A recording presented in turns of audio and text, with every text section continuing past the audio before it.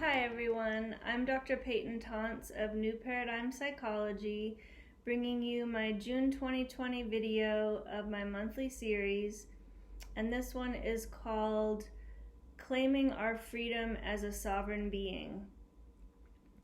Now before I get into this topic, I do want to make a couple of announcements.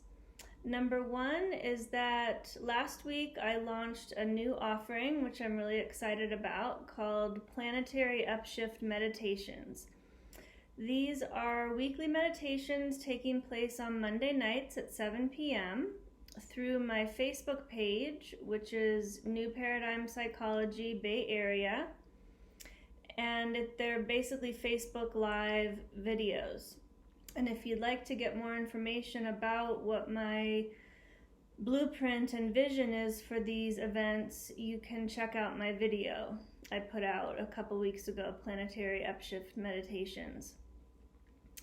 Okay, the second announcement is that I have opened a portal on my personal website, newparadigmpsychology.com, to receive donations for my work that I'm putting out, the content I'm putting out on YouTube, and as well now these Planetary Upshift meditations. So this is just an invitation for anyone who's inspired and moved to support me with some financial donations. I would welcome that, and you can just go to the donations button on the website.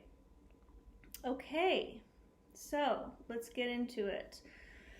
So, claiming our freedom as a sovereign being. All right, let's just take one breath together, just breathing in through the nose and out through the mouth, just letting it all go.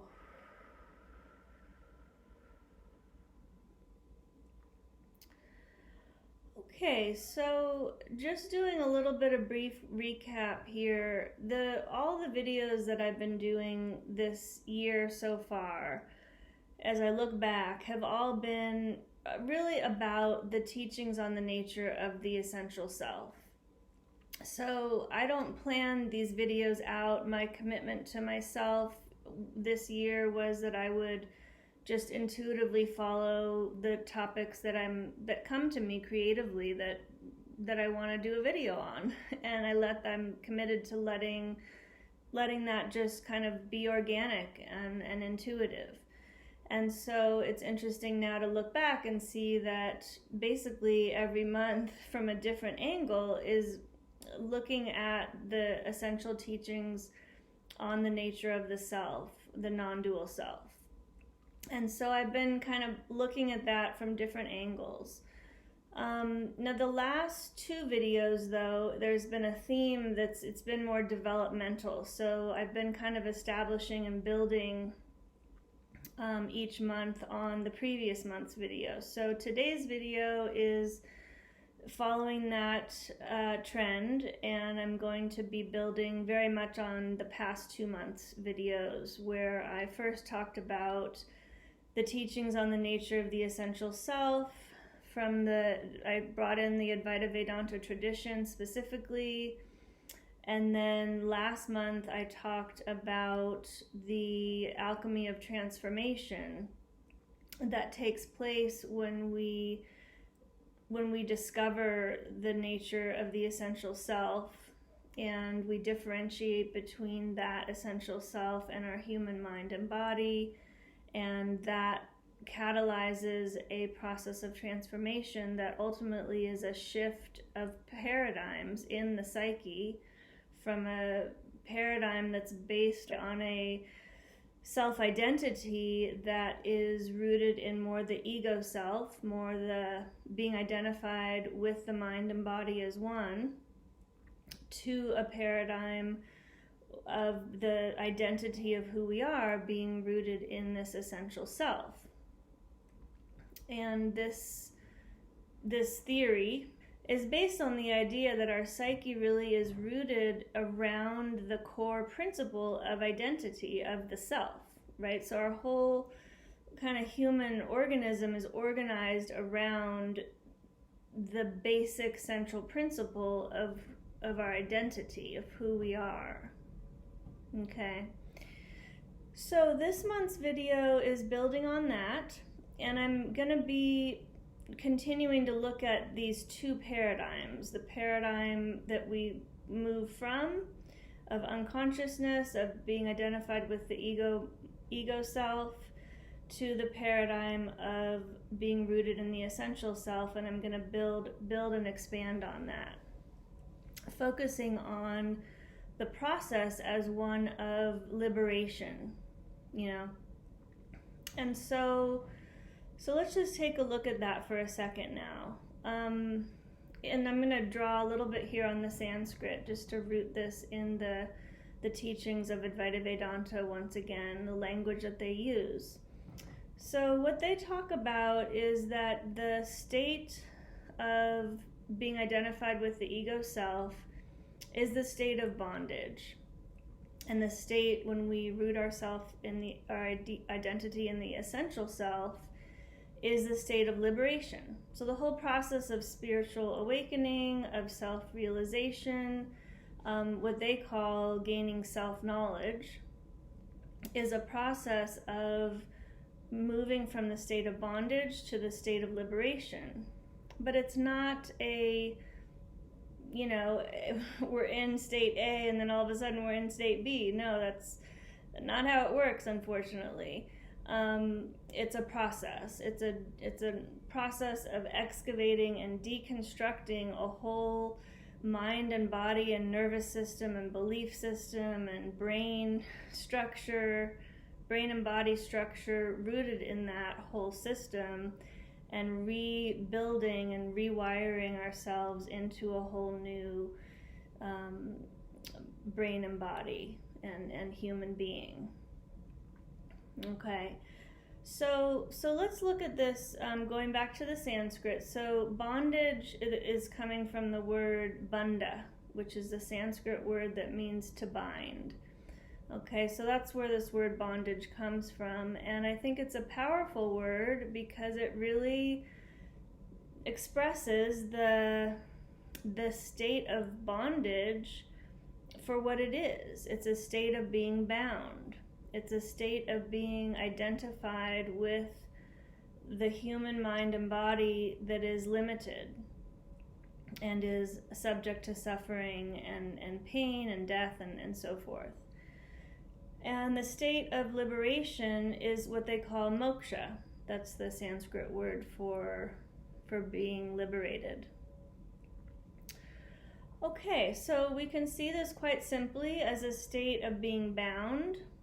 And when we wake up to the nature of our self, this essential self, which is inherently free, when we discover what it is, it's inherently free in the sense that it's whole unto itself. It exists in a timeless realm. So it's not connected to time or form, which are the two. Time, space and form are kind of in the same realm. So it exists beyond the limits of time and space.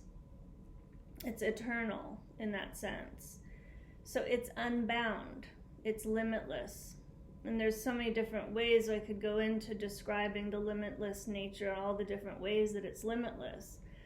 But just following the logic of it here. So if we discover that who we really are is this limitless self that is inherently free, is inherently unbound, is inherently infinite potential, which is infinite creative possibility and creative power, then we can see why the process is called a process of gaining liberation and gaining freedom from bondage. So that's the whole archetype of spiritual awakening is really spelled out in a beautiful, simple way here, right? We're liberating ourselves from a state of bondage, and we're reorganizing ourselves and rewiring our whole systems into a state of living as a liberated being, as a truly free human. Okay, so I thought this was exciting the way it came through, because we're just about to experience the 4th of July here in the United States. And I think this topic is very relevant to our current situation. And so I'm excited to bring this message forward in that sense, as the blueprint for this country itself, I believe, is rooted in this concept of true human freedom and liberation.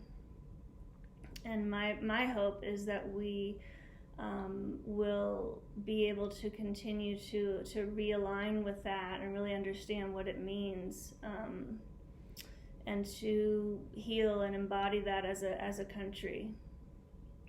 Okay, so let's look now at what the state of bondage is, what the state of liberation is, and just break this down a little bit more. Okay, so when we're in the state of bondage, as I've talked about in previous videos, we really are living in a state of unconsciousness, and we're operating out of an unconscious state of conditioning. So as we grow up and develop through our unique individual experience in our own family and in whatever cultural context we've grown up in, we are conditioned, we are programmed. Literally, our nervous system, our belief systems, our perceptions, and all of that are very much programmed by the imprints that we've internalized about ourselves and the world.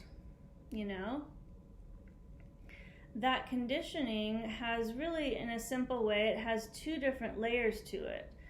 The one is the personal layer. So we have our personal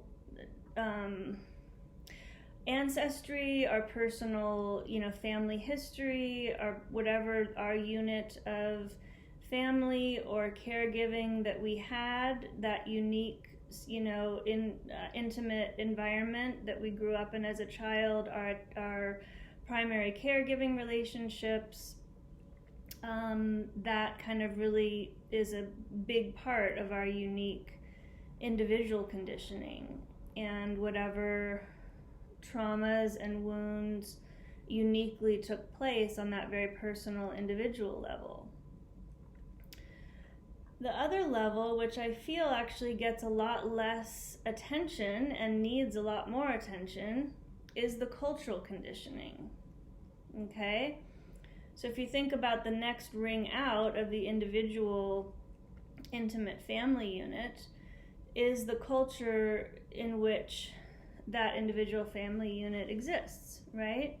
So whatever that environment is for the parents that are then, that the children are inheriting their worldview and all of it from, the parents are channeling that. The parents, as far as they have that cultural conditioning, whatever their cultural conditioning is, it could be, immigrant parents from another country who are then in a new country, and so that's a unique cultural conditioning, right? Or it could be, whatever the situation is.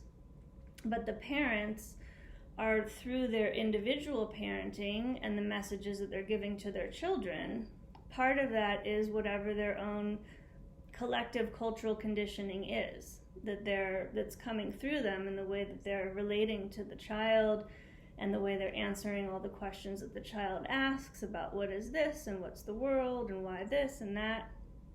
So now in this day and age, so we have the cultural conditioning coming through the parenting or the caregiving, but then we also have it through the experience that the child has growing up, right? So in school, primarily at the beginning, in school, the child is then really getting the cultural conditioning outside of the home, more from the culture at large, and whatever the education system is.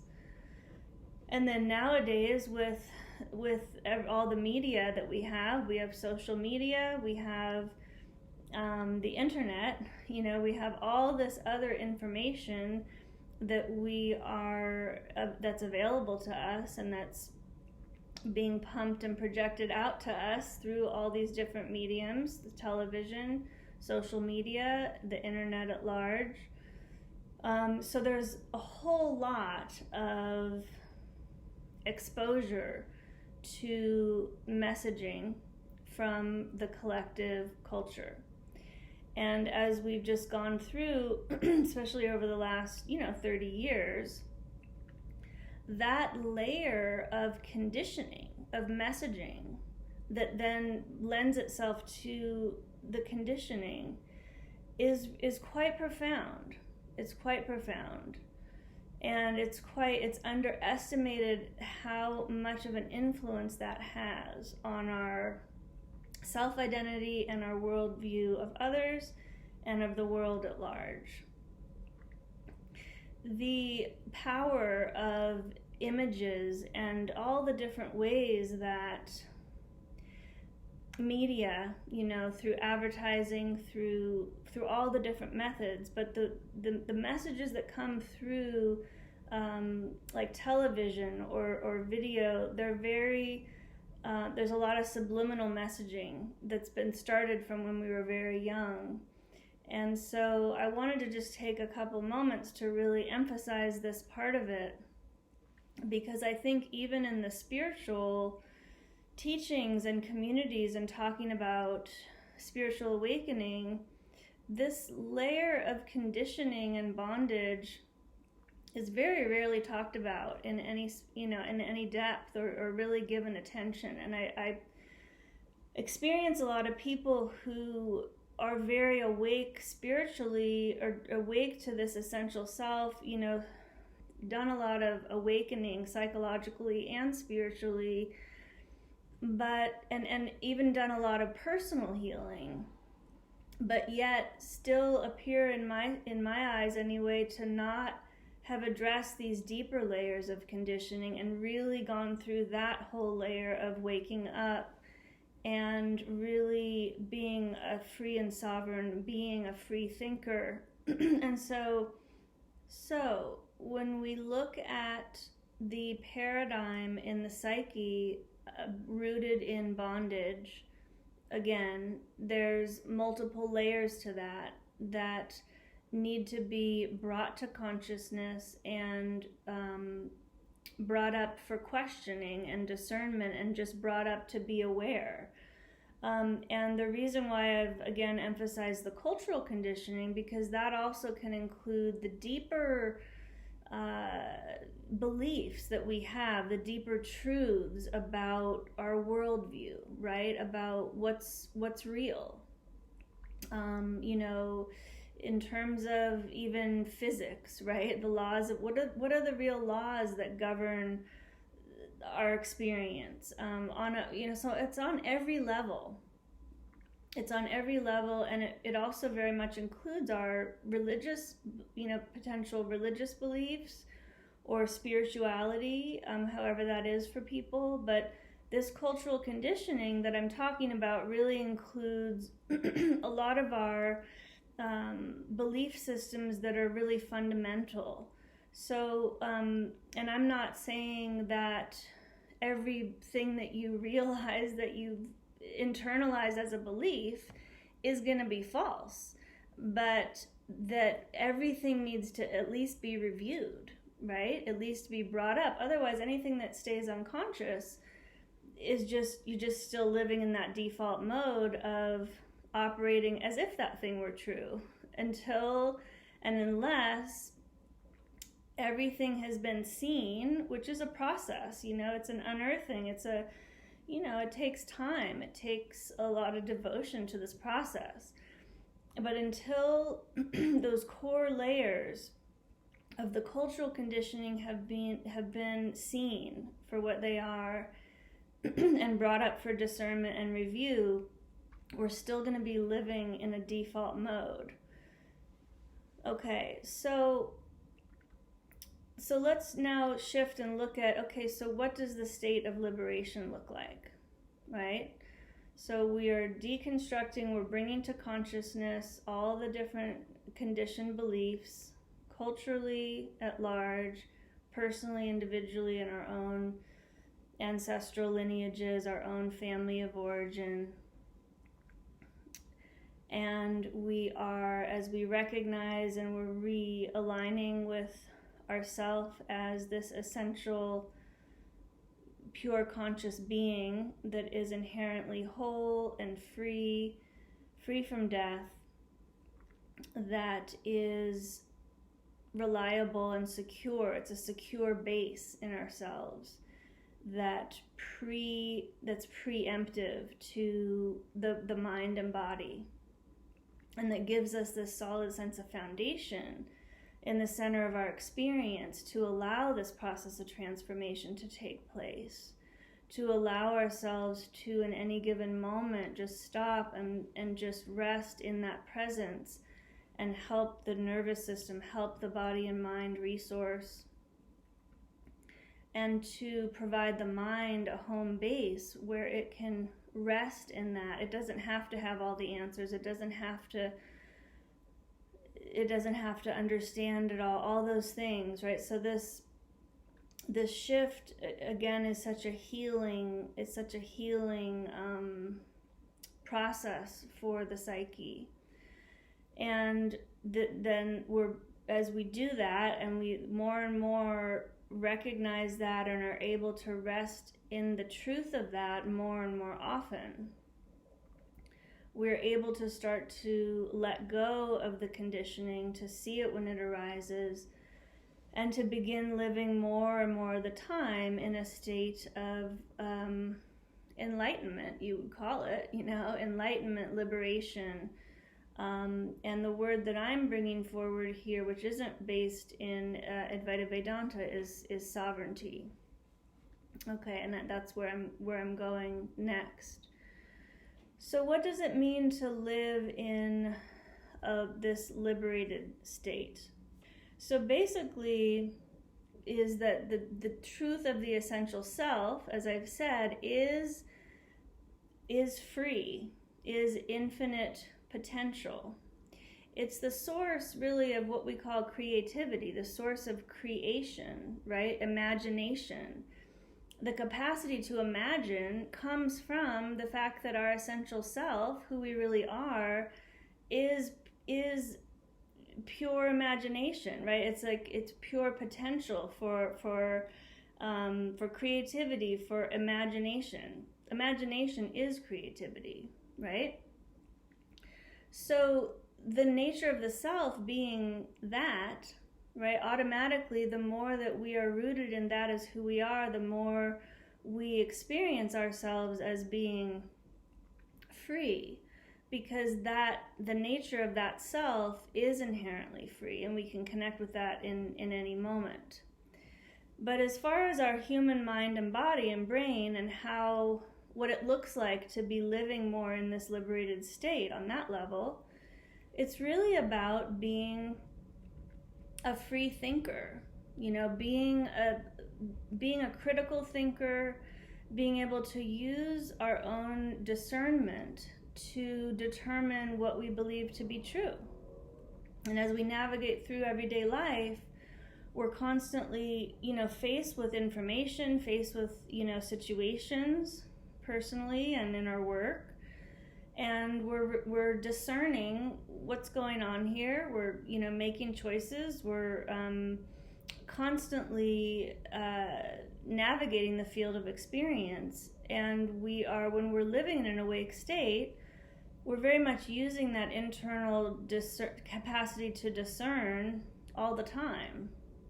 And so instead of when we're living in a state of bondage, in a conditioned state, we are just reacting. We're in a more we just kind of react. We, oh yeah, this is what I believe, and oh, I know how to deal with, I know what this, we're very much in a more rigid, collapsed version of reality, just because our beliefs are rigid, and we kind of are just living unconsciously and reacting to things from that unconscious state. Whereas when we're awake, we're able to experience whatever it is, to witness it, to to take that in and to go through a process of discernment about what we believe about that and how we want to respond and how do we actually think about that. And that is actually a creative process. When we are awake, the act of living life is creative, because we are responding and living in a creative state, right? We're an alive being that is, is natural, is responding, has a natural kind of creative response and intelligence that just comes from the state of being connected with ourselves, connected with our own capacity for discernment and truth. And a part of this is actively being engaged in what we believe to be true, what our beliefs are, what do we know, what do we know that we don't know. So it's really living in a state of being a free thinker, inner wisdom, intuition. So it's really living from our own hearts, and being plugged into and tuned into ourself as this infinite creative self as where we are rooting our identity in. And out of that comes, sometimes we're surprised even by what comes, right? Because it can be spontaneous and it's creative, it's not pre-scripted.